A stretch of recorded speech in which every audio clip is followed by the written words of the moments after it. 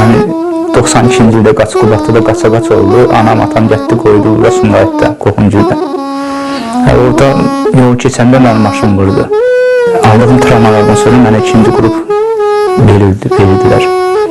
Əlilliğim təyin olunandan sonra mən çalışdım ki, öz işlərimdən məşğul olandı. Əl işləri ilə, ağac oyma işi ilə, başqa alətlər düzəldirəm. Belə işlərdən məşğul oldum. Ondan ailə qurdum. Ailəmi qurmuşam, Allaha şükür. Evlatlarım var, bir oğlum var, bir qızım var. Şükür Allah'a. Həyatımdan razıyım, Allaha şükür. Deməli, mən bu tütəyi Balabanı əsas ona görə üstünə düşdüm, öyrəndim ki, namərd ermənilər çıxmışdılar bunların öz adlarına. Tütəkdir, Balabandır, Zurnadır. Mən daha da yaxşı işlədim ki, bizim alət kimi tanısın, Azərbaycan aləti kimi tanısın. İl bayramlarda mən deyirlər, gedirik oraya, əl işlərimi düzəldirəm, aparıram orada, satıram. Sağ olsunlar ki, bu şəraiti yaradırlar bizə.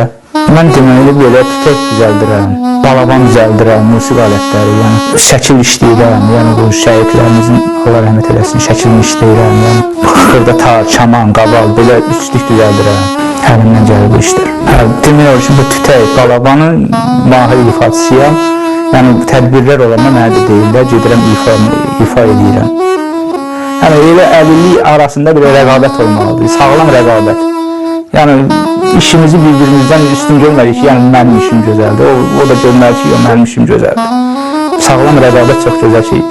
Mən o əlilliyi olan şəxslərə, vətəndaşlarımıza demək istəyərdim ki, özlərinə qapanmasınlar, bir iş görsünlər, yaxşı bir işlər görsünlər, özünə qapanmaq bir şey, yaxşı deyil.